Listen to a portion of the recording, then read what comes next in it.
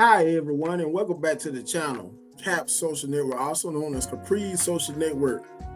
So, I want to talk about how dating apps, along with social media, has given people that are in relationships from the people that are just in casual, long-term relationships and aren't married to the people that have been married for X amount of years.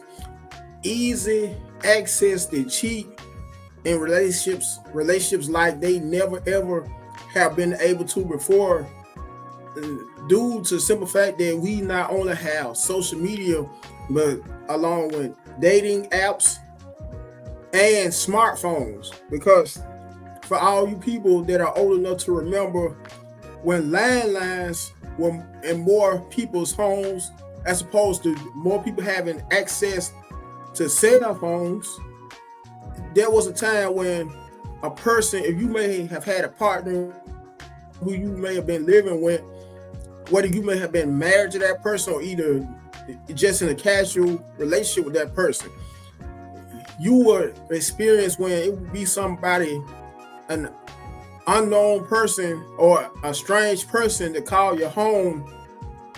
And this was during, I just go to back as far as when social media first became more popular, along when people having landlines, when you will see a call on the call ID of an unfamiliar either woman or man on behalf of either my men or women that may could relate to where I'm coming from and may have been cheated on, and you will happen to ask your person who answered the phone, your partner who answered the phone when that person called, who was the person. Although that person, your partner, may have went as far as going in another room so they wouldn't hear your conversation, but you will somehow be able to still eventually catch them in the act. And like I was saying, this was before people had cell phones. So many people had cell phones, because it may come a case whereas you may have came from work, either whether you may be a man or woman, and on your way from work may have spotted your cheating spouse or partner out and about in a car with that same person may have been calling your home. Now, must I remind you, there was no way to call that person right away due to how many people didn't have cell phones hardly at all. I would go as far back as to the 2000 to 2010 decade, the very beginning of that decade, even as far back as the 1990s, especially throughout the whole decade of the 1990s. Now, people had more pagers, but they didn't have access to cell phones, which made it even that much more easier for them to be able to get away when cheating to sum it all up. People had to rely on either landlines to make phone calls with, pagers to get beeps from whenever a person who they wanted to hook up with, or vice versa, go to the nearest payphone to call that person to do random hookups with. Whereas when social media, you could be able to literally DM a person right in your neighborhood, arrange to hook up, and then within the span of a few minutes, social media has made it that much easier to be able to have multiple relationships when other people, while in a steady relationship, steady living, and when a live-in partner or spouse, to the extent where it makes you sometimes, for all you people that are, I would say 39 and older, wish that we could go back to the days when we didn't have mobile phones. The only forms of communication would be either by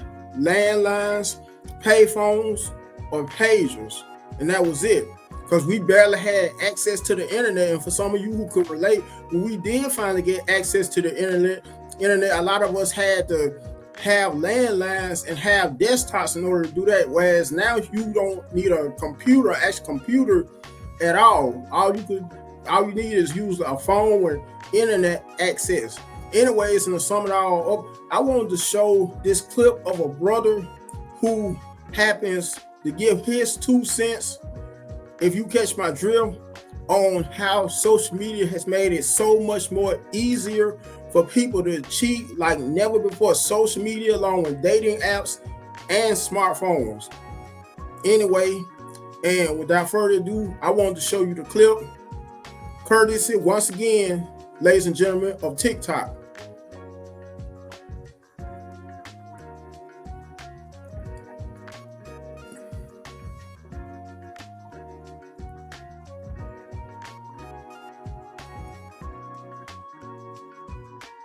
To me, that Snapchat and all these apps are not made for cheating.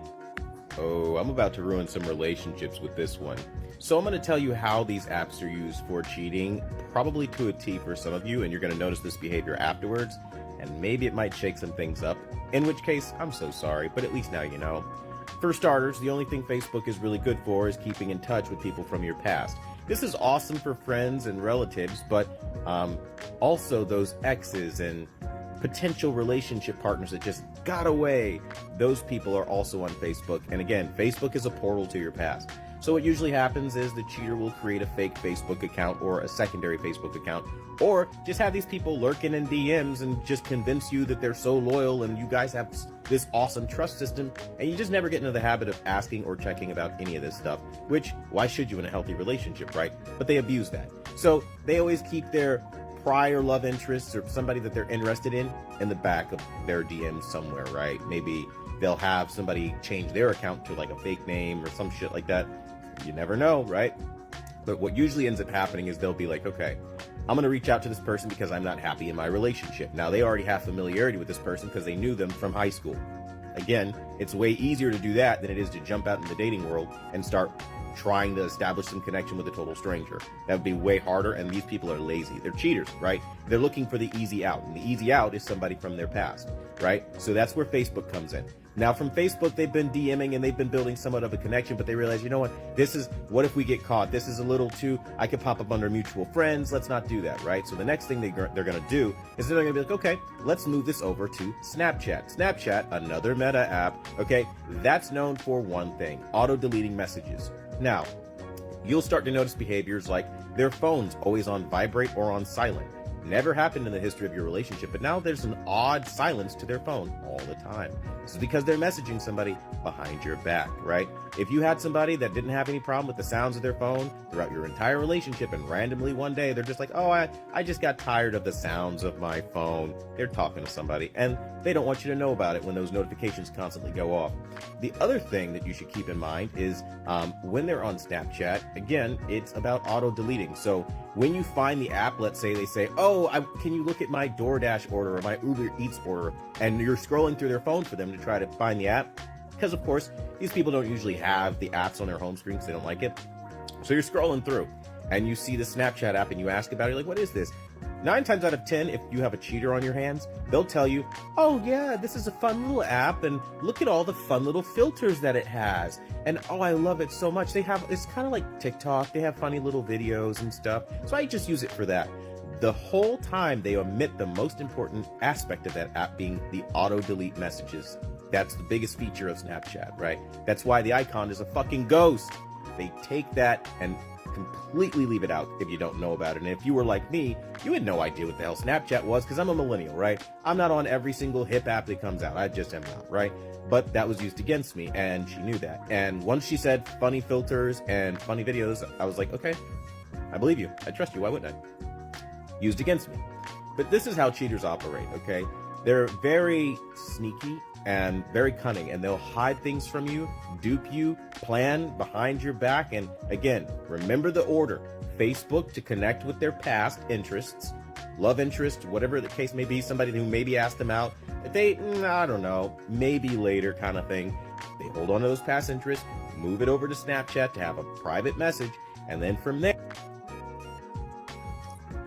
So I want you people to smash that like button. I said burden, sound like Maria from the Maria movies. Anyways, smash that like button, comment on the video, let me know whether you agree on this brother's feedback on how dating apps has given people even that much more easier access to be unfaithful to their partners. Also, share the video. Last but not least, subscribe to the channel. Till next time, you guys have a good one. And happy Friday to you.